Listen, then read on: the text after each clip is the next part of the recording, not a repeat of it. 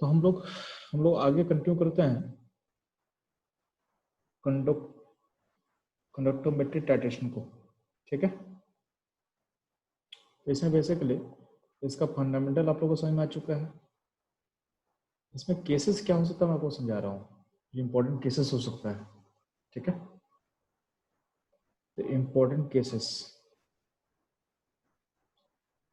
तो ध्यान देना।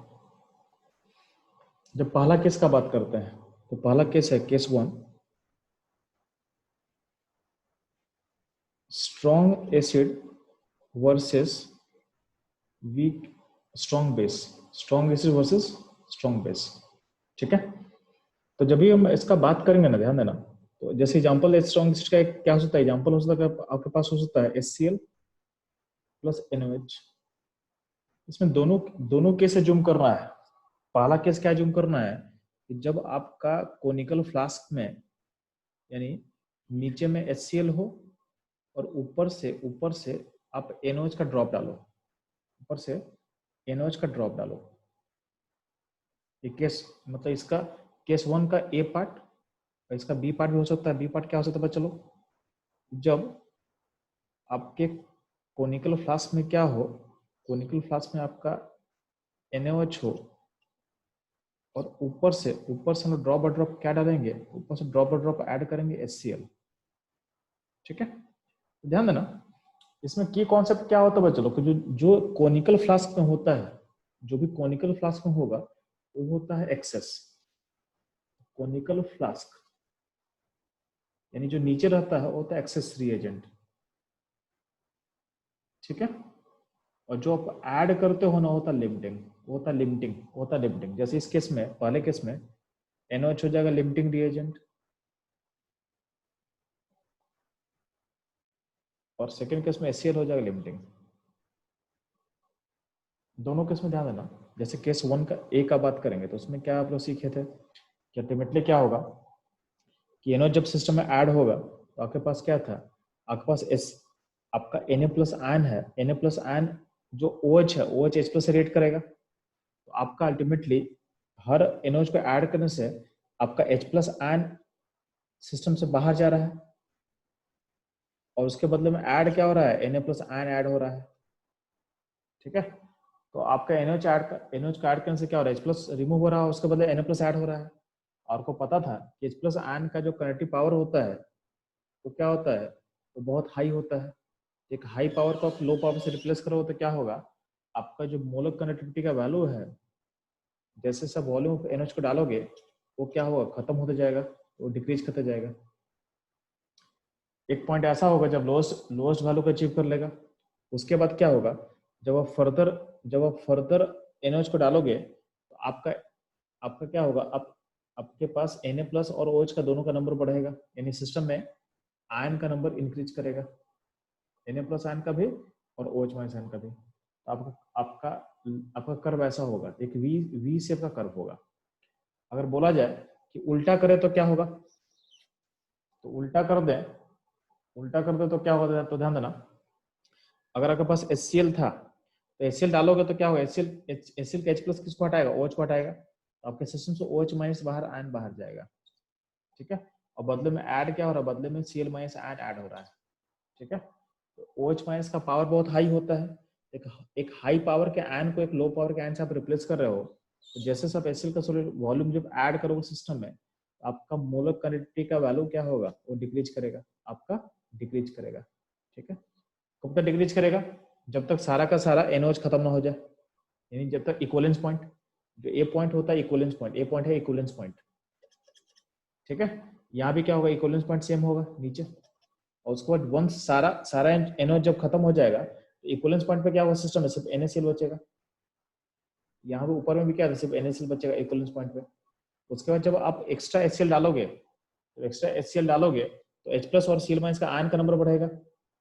H प्लस Cl आयन का नंबर अगर बढ़ेगा उसके बाद, तो आपका मोलर कंडक्टिविटी का वैल्यू क्या होगा, इंक्रीज करेगा, तो फिर से क्या होगा, कर्व वी शेप होगा। यानी अब strong acid versus strong base का ग्राफ प्लॉट करो तो कोई भी कोनिकल फ्लास्क में हो, कोई भी ऊपर में हो, आपका ग्राफ का नेचर सेम रहेगा, आपका ग्राफ का नेचर सेम रहेगा। ये हो गया केस 1, ये हो गया आपका केस 1। ठीक है, सेकेंड केस देखते हैं हम लोग। तो सेकेंड केस ध्यान देना,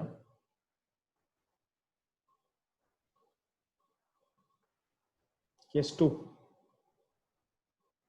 केस टू, केस टू में बात कर रहे हैं हल, ध्यान देना,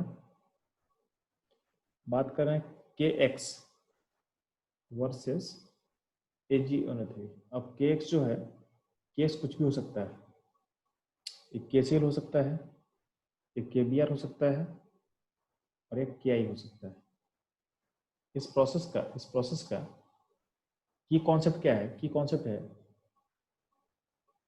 की कॉन्सेप्ट याद रखना आप लोग। चलो, ये सिल्वर का जो हालाइड होता है ये पीपीटी होता है, ये पीपीटी होता है, यानी वन से फॉर्म कर गया तो ये आयन प्रोड्यूस नहीं करेगा, आयन प्रोड्यूस नहीं करेगा, डू नॉट प्रोड्यूस आयन,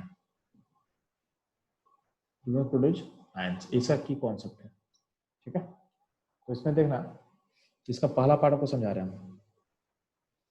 तो मैं जूम कर रहे हैं कि नीचे में, ठीक है।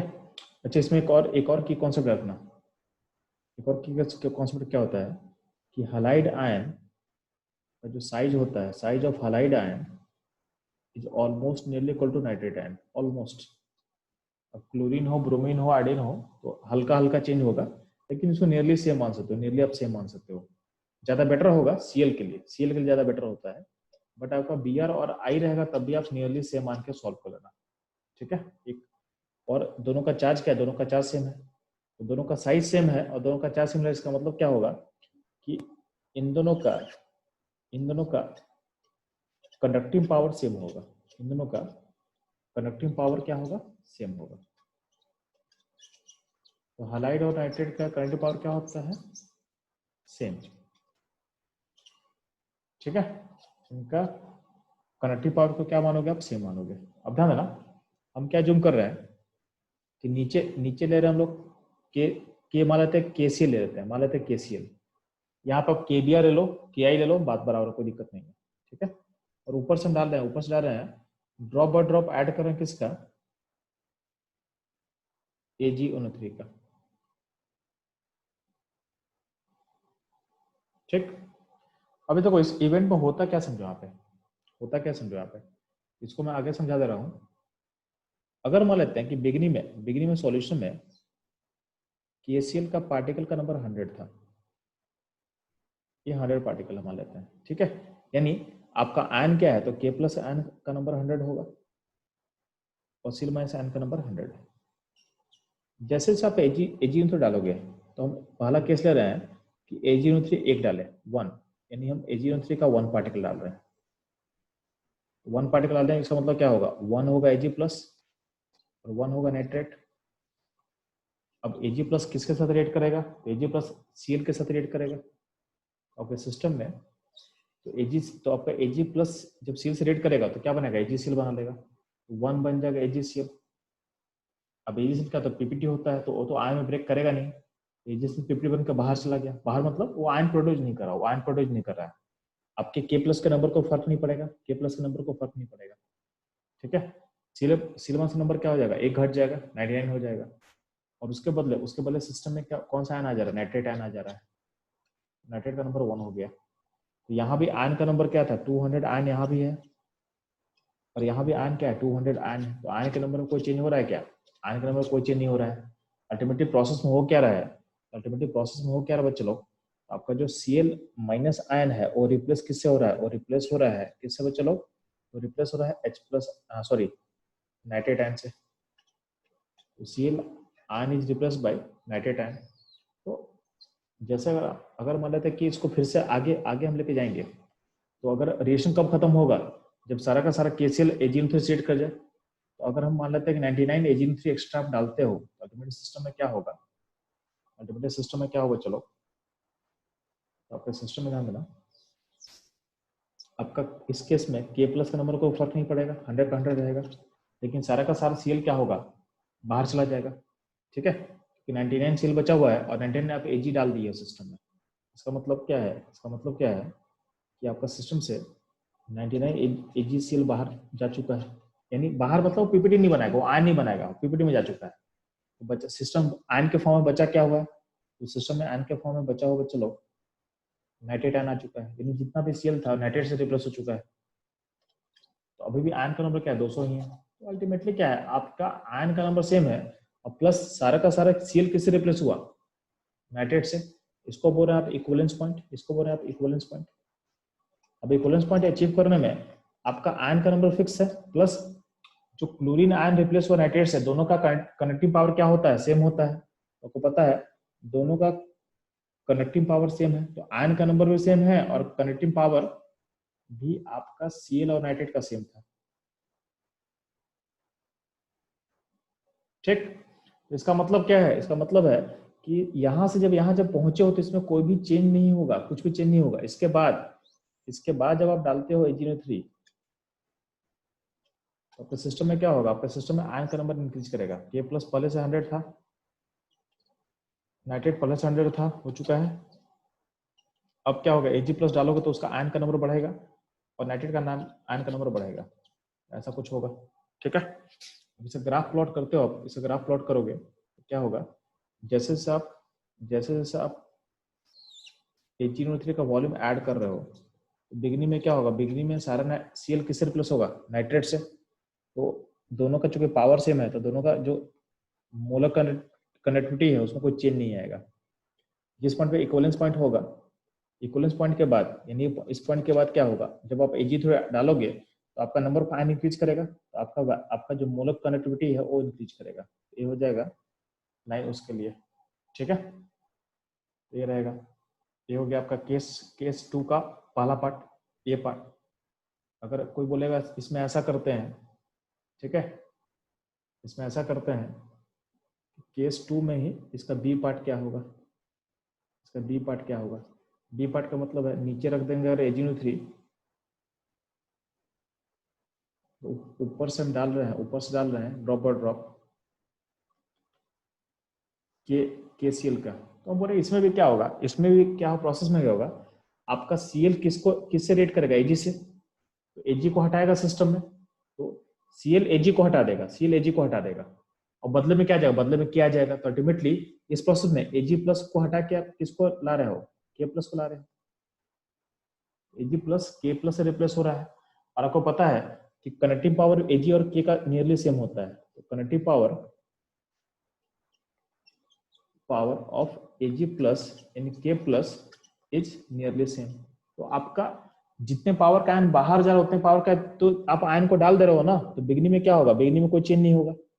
तो जैसे आप डालोगे केसीएल सॉल्यूशन का वॉल्यूम को तो आपके मोलर कनेक्टिविटी में कोई फर्क नहीं पड़ेगा, क्योंकि Ag प्लस यहाँ तक क्या हो रहा है, Ag प्लस को रिप्लेस किससे करो, K प्लस से।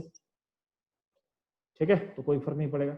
जो वंस आपका इक्विवेलेंस पॉइंट अचीव कर जाएगा तो अब क्या होगा, अब जो एक्स्ट्रा Ag से डालोगे तो उसके बाद क्या होगा, एक्स्ट्रा आयन क्रिएट होगा। इक्विवेलेंस पॉइंट के बाद आप केसीएल फर्दर डालते हो तो आपका एक्स्ट्रा आयन क्रिएट होगा, जो कि आपका कनेक्टिविटी को क्या करेगा, चलो बढ़ा देगा, तो क्या करेगा, इंक्रीज कर देगा। ठीक है, तो इसमें भी देखो इसका केस 2 का ए और बी का भी ग्राफ क्या सेम ही है, यानी उसका नेचर सेम हो रहा है। ठीक है, तो ये आपका केस 2 हुआ। ठीक है, तो चलो ये हो गया केस 2। बात करते हैं केस 3। केस 3 जो होता है उसको ऐसा मान लेना कि एक स्ट्रॉन्ग बेस मान लेते हैं, strong base versus weak acid यानी इस एग्जांपल लेते हैं NOH एंड CH3COH। ठीक है, इसको ले लेते हैं, तो इसमें कैसा होगा, इसका ए पार्ट मान लेते हैं। ए पार्ट हम क्या मान लेते हैं कि नीचे रखा हुआ है CH3COH और ऊपर से ड्रॉप बाय ड्रॉप में डाल रहे हैं NOH। ये केस फर्स्ट हो गया मेरा। इसमें होता क्या है आपको पता होना चाहिए कि CH3COH एक एक वीक एसिड है, यानी वीक इलेक्ट्रोलाइट है, तो इसे आयन प्रोड्यूस नहीं करेगा। तो CH3COH में कोई आयन प्रोड्यूस नहीं होगा सिस्टम में, डू नॉट प्रोड्यूस आयन, सोच लो आप। जैसे अब इसमें ध्यान से, इसमें ध्यान देना, आपके सिस्टम में अगर मान लेते हैं सिस्टम में अगर 100 CH3COH है तो उसमें बोल रहे हैं कि ये आयन नेग्लिजिबल बनाएगा। अब इसमें जैसे तुम NH डालेगा तो क्या होगा, और मान लेते हैं NH से तुमने एक पार्टिकल डाला, एक पार्टिकल डालने से होगा क्या, चलो तो अल्टीमेटली NH इस एसिड से रिएक्ट करेगा और आपका 99 CH3COH बचेगा और एक बनेगा CH3CO माइनस Na प्लस, यानी सोडियम एसिटेट फॉर्म करेगा। आपको पता है कि एसिटिक एसिड क्या है, जो 99 एसिटिक एसिड है ये आयन प्रोड्यूस नहीं करेगा, डू नॉट प्रोड्यूस आयन, लेकिन जो यहाँ पे एसिटेट आयन है उसमें आयन है, ये आयन के फॉर्म में टूटा हुआ है। ठीक है, ऐसे करके जब इक्वलेंस पॉइंट कब आएगा, जब सारा का सारा एसिटिक एसिड खत्म हो जाएगा। तो जब एक्स्ट्रा 99 NH को ऐड करोगे तो सिस्टम में आपका सारा का सारा एसिटिक एसिड खत्म हो जाएगा, तो आपका बन जाएगा 100 पार्टिकल ऑफ क्या, सोडियम एसिटेट, यानी ये आयनिक कंपाउंड है और ये आयन ब्रेक कर सकता है, ठीक है। तो ऐसा हो चुका है, तो ये हो गया आपका इक्वलेंस पॉइंट।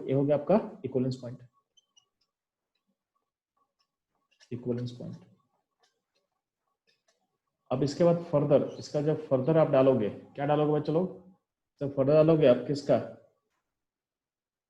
तो फर्दर डालोगे NOH, तो आपका तो आयन तो बन चुका है सारा ना। अब NOH को डालने से क्या होगा, आपके पास फर्दर क्या है, सोडियम स्टेट के नंबर में कोई फर्क तो पड़ेगा नहीं।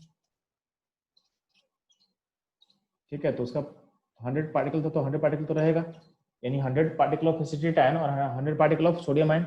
अब जो NOH डालो तो क्या होगा, Na प्लस का नंबर बढ़ाएगा और OH का नंबर बढ़ाएगा।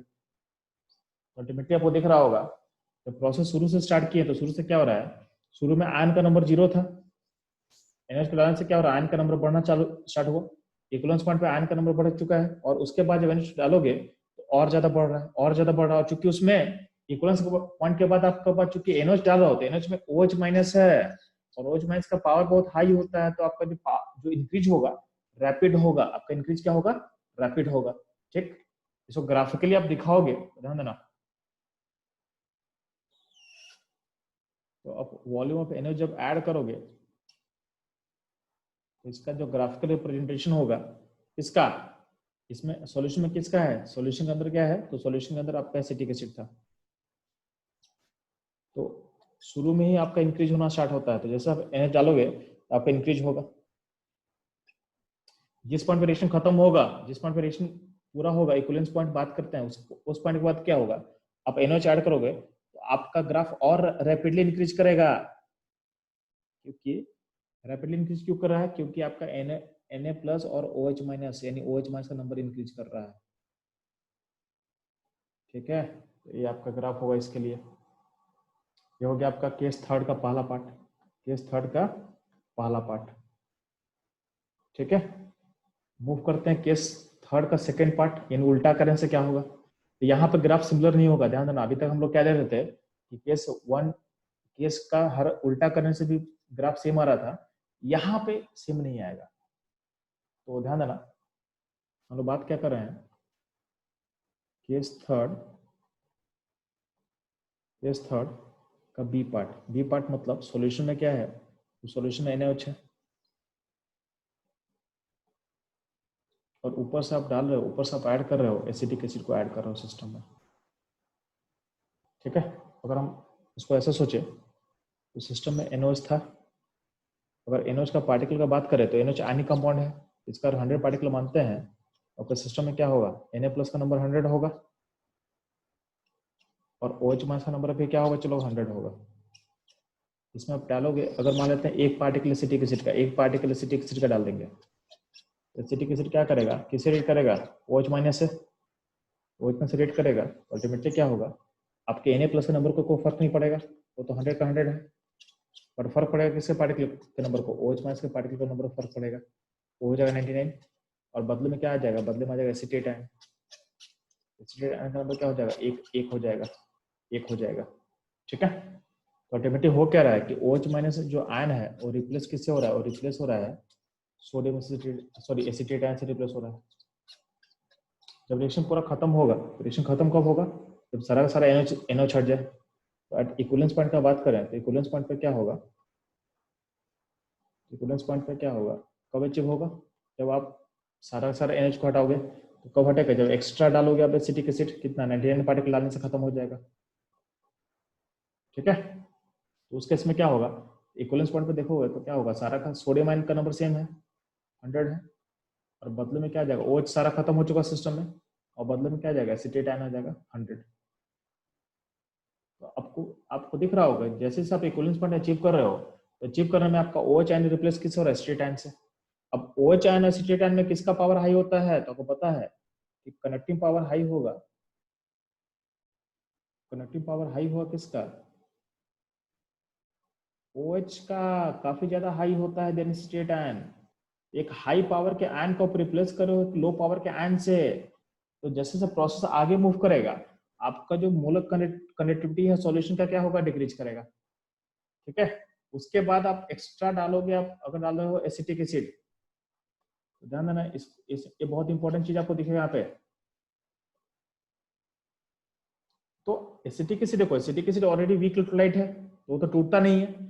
तो अब सिस्टम में कुछ है नहीं बेस रिएक्ट करने के लिए, अब सिस्टम कोई बेस रिएक्ट करने के लिए है नहीं, तो वो ब्रेक करेगा क्या, तो ब्रेक नहीं करेगा। तो इसके बाद आप एसिटिक एसिड डालोगे तो आपके आयन के नंबर में कोई चेंज नहीं होगा, कि सोडियम आयन 100 रहेगा, एसिटेट आयन 100 रहेगा, और एसिटिक एसिड क्या होता है, ब्रेक नहीं करेगा। तो एसिटिक एसिड जो भी रहेगा उसे आयन प्रोड्यूस नहीं होगा, उसे आयन प्रोड्यूस नहीं होगा। आयन नहीं प्रोड्यूस होने का एक और लॉजिक भी मैं बोल सकता हूँ, आप लोग पढ़े होंगे कॉमन आयन इफेक्ट। तो ऑलरेडी सिस्टम में एसिटेट आयन है, तो एसिटेट आयन क्या करेगा, अगर मान लेते एसिटिक एसिड टूटना भी चाहेगा ना तो उसको नहीं टूटने देगा। एसिटिक एसिड कैसे टूटता है, C3COOH gives CH3CO minus H plus. तो चूंकि सिस्टम में ऑलरेडी एसिटेट आयन आपके पास है, तो कॉमन आयन इफेक्ट होगा और सिस्टम को बैकवर्ड भेज देगा, यानी टूटने नहीं देगा। यानी हम बोलना क्या चाह रहे हैं कि जैसे सर इक्विवेलेंस पॉइंट के बाद एसिटिक एसिड डालोगे, तो एसिटिक एसिड के फर्दर एडिशन से कोई आयन क्रिएट नहीं होगा। शुरू में क्या हुआ कि आपका OH माइनस रिप्लेस हो रहा है एसिटेट आयन से, यानी स्ट्रॉन्ग पावर का आयन रिप्लेस हो रहा है वीक पावर के आयन से। तो जैसे से आप एसिटिक एसिड का वॉल्यूम ऐड कर रहे हो, ध्यान देना, और हम ग्राफ का बात कर रहे हैं, जैसे से आप एसिटिक एसिड का वॉल्यूम को ऐड करोगे तो OH रिप्लेस किससे हो रहा है, OH रिप्लेस किससे हो रहा था बच्चे लोग, OH रिप्लेस हो रहा था किससे, एसिटिक एसिटेट आयन से। तो आपके ग्राफ में क्या होगा, तो आपका पावर घटेगा, आपका पावर घटेगा। जिस पॉइंट पे इक्विवेलेंस पॉइंट होगा, जिस पॉइंट पे इक्विवेलेंस पॉइंट की हम बात करते हैं, उस पॉइंट के बाद एसिटिक एसिड डालने से कोई चेंज नहीं होगा, कोई चेंज नहीं होगा, यानी क्योंकि आयन का नंबर में कोई चेंज नहीं आने वाला है। उसके बाद क्या होगा, लाइन ऑलमोस्ट कांस्टेंट हो जाएगा, लाइन ऑलमोस्ट कांस्टेंट हो जाएगा। ठीक है, ये हो जाएगा केस थर्ड, यानी strong acid versus sorry strong. ठीक है, तो केस थर्ड समझ में आ गया, strong base versus weak acid. Same same सोच सकते हो। तो केस 4 अगर बात करते हैं, तो केस 4 क्या हो सकता है, ठीक है, केस 4 क्या हो सकता है, चलो एक second,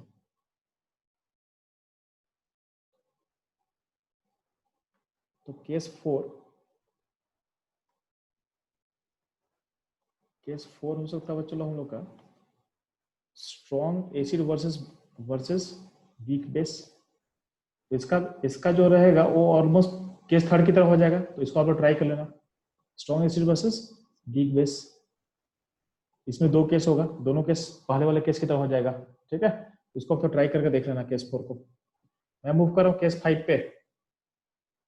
case 4 is homework,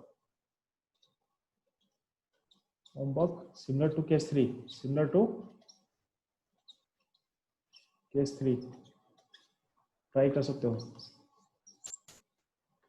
case case 5 का हम बात करें बच्चों लोग, weak acid and weak base. ठीक है, जैसे मान लेते हैं कि वीक एसिड एग्जांपल क्या हो सकता है बच्चों लोग, तो acetic acid, acetic acid weak acid का एग्जांपल हो सकता है। ठीक है, और वीक बेस का एग्जांपल क्या ले सकते हैं हम लोग, तो सोडियम नाइट्रोजन पे 3 मिथाइल जोड़ दो तो आप ऐसा सोच सकते हो। ठीक है, आप ऐसा सोच सकते हो। ठीक, तो ये हो गया। अब ध्यान दे, अब इस केस का ए पार्ट मानते हैं। तो अगर मान लेते हैं कि एसिटिक एसिड क्या है, एसिटिक एसिड आपका नीचे में है, तो यार एसिड क्या वीक है, तो आयन प्रोड्यूस तो करेगा नहीं, ऊपर से हम डाल रहे हैं वीक बेस। यार एसिड आपका इसमें की कॉन्सेप्ट क्या है, इसका की कॉन्सेप्ट क्या है, आपका सिस्टम एसिटिक एसिड था, अब एसिटिक एसिड आयन तो प्रोड्यूस करेगा नहीं, डू नॉट प्रोड्यूस आयन, या करेगा तो बहुत कम करेगा, do not produce ion, produce significant amount of ion, ion का नंबर ज्यादा नहीं बढ़ाएगा। तो अब इसमें डालते हैं, अगर अगर मान लेते हैं वीक बेस ऐड करोगे, तो वीक बेस ऐड करने से क्या सॉल्ट बनेगा, क्या बनेगा, सॉल्ट बनेगा। ठीक है, और सॉल्ट क्या होगा, आयन प्रोड्यूस कर सकता है, कैन प्रोड्यूस आयन।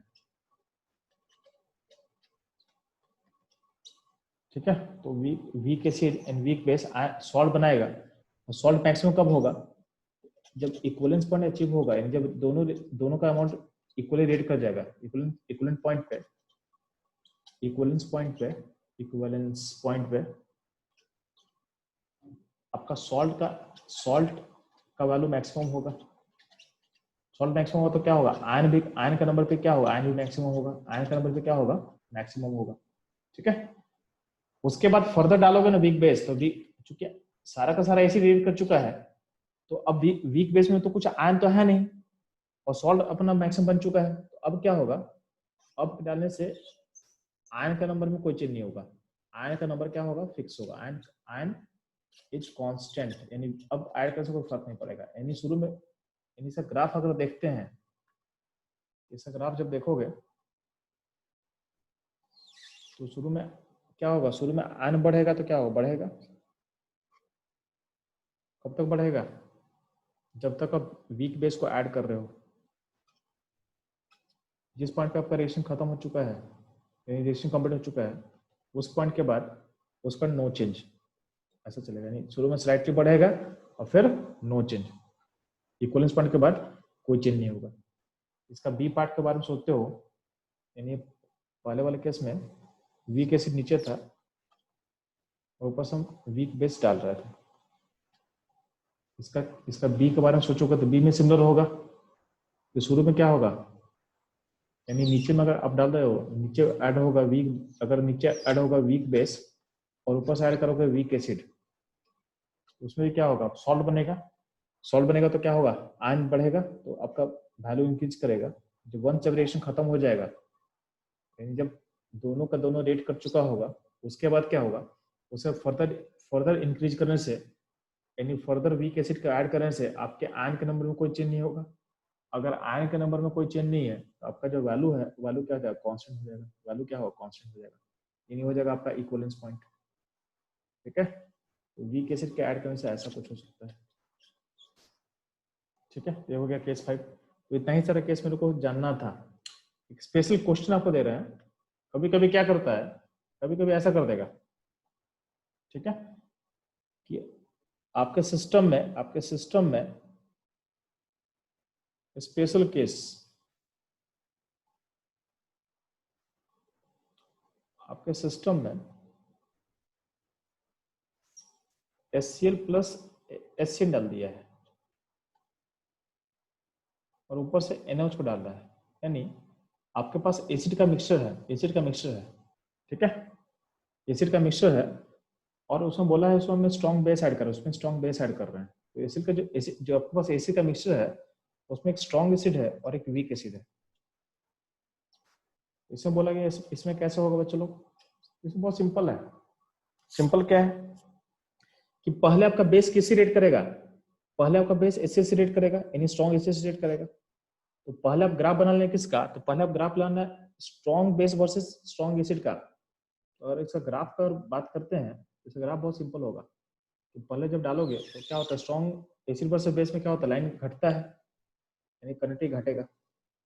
ये पॉइंट उस पॉइंट के बारे में बात करें, जैसे जैसे आप वॉल्यूम है NaOH को जब ऐड कर रहे हो, तो जिस पॉइंट पे आपका HCl खत्म हो जाएगा, ये पॉइंट वो बता रहा है, यानी इस पॉइंट पे आपका HCl खत्म हो चुका है, यानी फर्स्ट, इसको बोलते हैं फर्स्ट इक्विवेलेंस पॉइंट, यानी फर्स्ट इक्विवेलेंस पॉइंट हो गया, इस पॉइंट पे आपका HCl खत्म हो चुका है।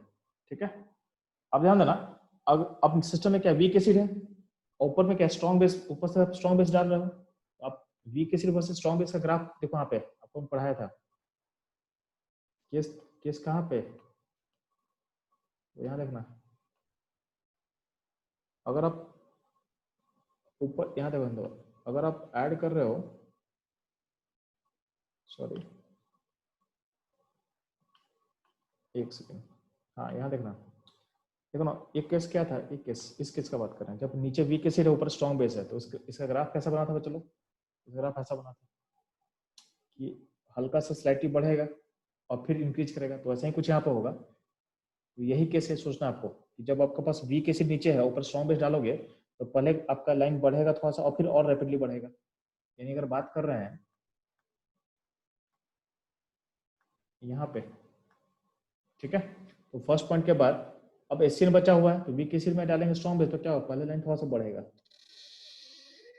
ठीक, ये पॉइंट होगा जहां पे आपका ये होगा सेकेंड इक्विवेलेंस पॉइंट, क्या होगा, ये सेकेंड इक्विवेलेंस पॉइंट होगा। ठीक है, यानी इस पॉइंट पे क्या खत्म हो चुका है, आपका HCl खत्म हो चुका है। अब एक्स्ट्रा डालोगे NaOH तो क्या होगा, लाइन और इंक्रीज करेगा, लाइन ऐसे इंक्रीज करेगा, यानी ग्राफ कुछ ऐसा होगा। तो पहले HCl खत्म हो गया यहाँ पे, फिर ये चल रहा है HCl वर्सेस NaOH, और इस पॉइंट पे HCl खत्म हो जाएगा और फिर NaOH को ऐड करने से आपका लाइन ऐसे चलेगा, इन आपका ग्राफ ये हो जाएगा, इसके लिए ग्राफ। ठीक है, एसिड का मिक्सचर वर्सेस स्ट्रॉन्ग बेस का ग्राफ। ठीक है, ये रहेगा आपका सारा का सारा केसेस ऑफ कंडक्टोमेट्रिक टाइट्रेशन। इसमें और भी हम लोग वेरिएशन कर सकते हैं, तो उसको हम लोग टाइम टू टाइम बताते चलेंगे आपको। तो ये सारा फंडामेंटल मैंने कवर कर दिया है, और ये टॉपिक को थोड़ा सा ध्यान से समझना है, क्योंकि टॉपिक आपके एग्जाम में आने का हाई चांस है, क्योंकि इसमें हाईली कॉन्सेप्चुअल टॉपिक है। ठीक है, चलो ठीक है।